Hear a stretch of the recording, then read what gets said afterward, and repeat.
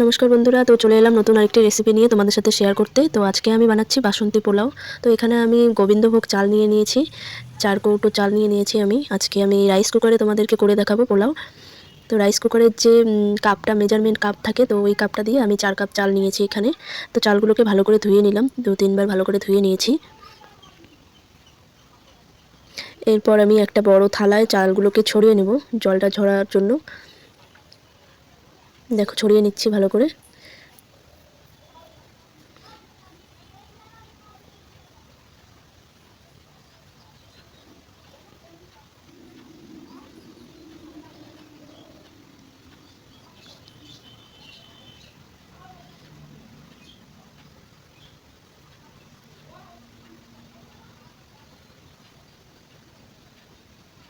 তো এরপর আমি গ্যাসে একটা কড়াই নিয়ে ওতে ঘি একটু গরম করে নেব।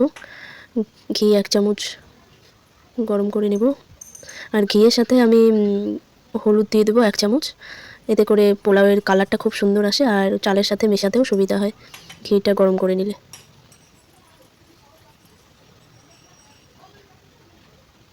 তো দেখতে থাকো আমি কিভাবে কি করি।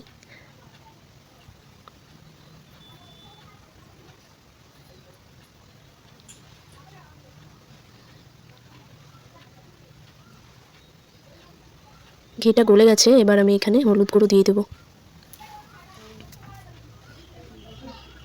দিয়ে দিলাম হলুদ গুঁড়ো। ব্যাস, এখানে আর কিছু করার দরকার নেই।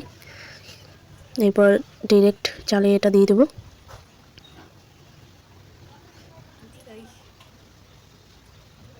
চলো, হয়ে গেছে আমার ঘি গরম করা।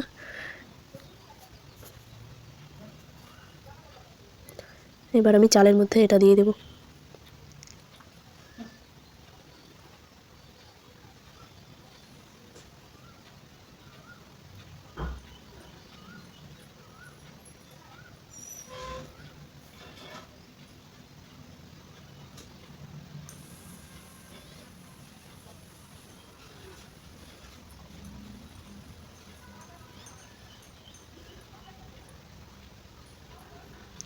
এরপর আমি এখানে আদা বাটা দিয়ে দিচ্ছি।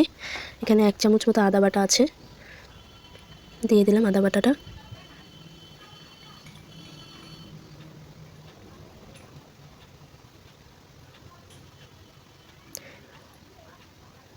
এরপর দিয়ে দিলাম 1 চামচ জিরে গুঁড়ো।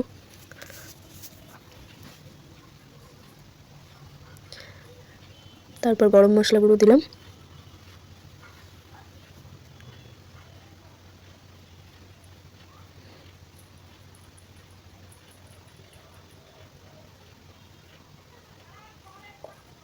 আর দিয়ে দেব চিনি, 1 চামচ চিনি। আর আমি নুনটা দিয়ে দেবো এখানে, স্বাদ মতো নুনটা এখানে দিয়ে দিলাম। আর তোমরা চাইলে জল দেবার পরও নুনটা অ্যাড করতে পারো। তো আমি এখানে আগেই দিয়ে দিচ্ছি, তো পরে আর আমাকে নুনটা দিতে হবে না। তো এখন আমি এটাকে ভালো করে ম্যারিনেট করে নিই। হয়ে গেছে আমার মাখা, ম্যারিনেট করা। তো দেখো এখনই কালারটা কত সুন্দর এসছে, আর এর মধ্যে দিয়ে খুব সুন্দর একটা গন্ধ বেরোচ্ছে। তো এখানে কাজু কিশমিশ ভেজিয়ে রেখেছি, আর কিছু গরম মশলা, গোটা গরম মশলা, শুকনো লঙ্কা আর কাঁচা লঙ্কা। তো এখন রেস্টে রেখে দিলাম চালটা। এবার একটা কড়াই নিয়ে নিলাম। কড়াইয়ে আমি 1 চামচ ঘি দিয়ে দিলাম।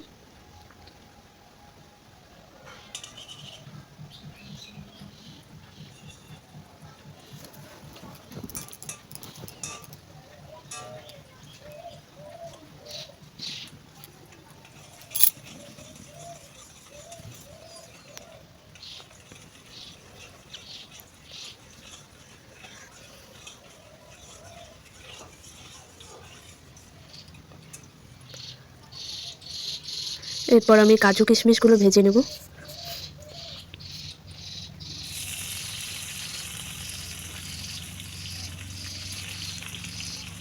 কাজু কিশমিশগুলো লাল করে ভাজতে হবে।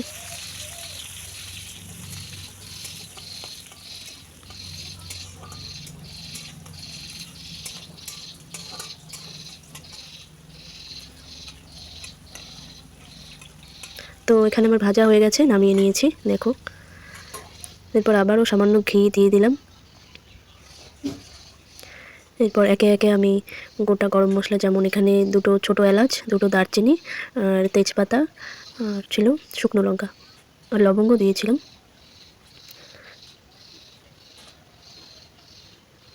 যখন ফোড়ন দিয়ে সুন্দর একটা গন্ধ ছেড়ে আসবে তখনই আমি চালগুলোকে দিয়ে দেবো।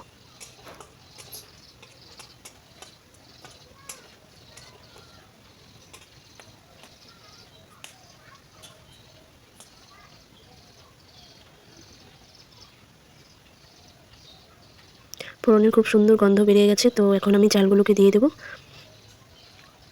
দিয়ে দিলাম চালগুলো। এবার এই চালটাকে 5-7 মিনিট একদম লো ফ্লেমে ভাজতে হবে। একদম লো ফ্লেমে 5-7 মিনিট ভেজে নেব।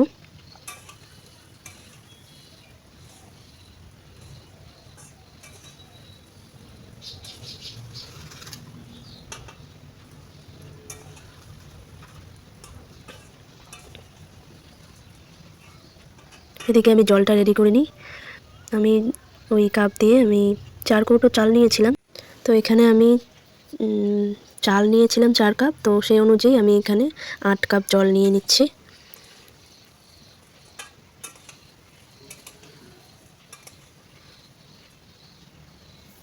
তো চালটা ভাজা হয়ে গেছে, সুন্দর গন্ধও বেরিয়েছে। তো এবার আমি রাইস কুকারে চালটা ঢেলে দেবো। আর রাইস কুকারের একটু নিচে আমি ঘি দিয়ে দিয়েছি যাতে নিচে না লেগে যায়। তো চালগুলো দিয়ে দিচ্ছি।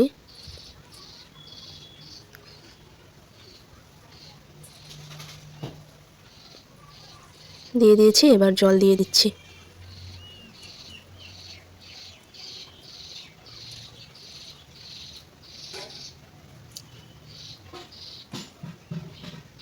একটু খুন্তি দিয়ে নাড়িয়ে নিচ্ছি যাতে মশলাগুলো জলের সাথে মিশে যায়।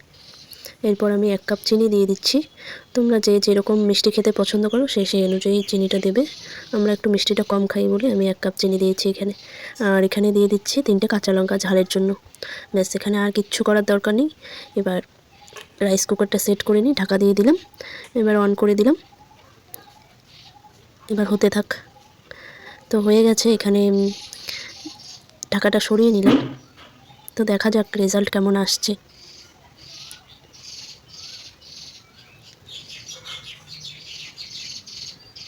দেখো কত সুন্দর কালার এসছে আর একদম ঝুরঝুরে হয়েছে। তো তোমরাও এইভাবে ট্রাই করতে পারো। আমি রাইস কুকারে আজ প্রথমবার ট্রাই করলাম, খুব সুন্দর হয়েছে। তো ভিডিওটা ভালো লাগলে অবশ্যই লাইক, কমেন্ট, শেয়ার করে দিও। আর কমেন্টে বলো তোমাদের ভিডিওটা কেমন লেগেছে। আর পোলাওয়ের সাথে খাবার জন্য আমি ছানার ডালনা করেছি, আর ছানার ডালনা রেসিপিটাও তোমরা ইউটিউবে দেখতে পেয়ে যাবে। তো থ্যাঙ্কস ফর ওয়াচিং।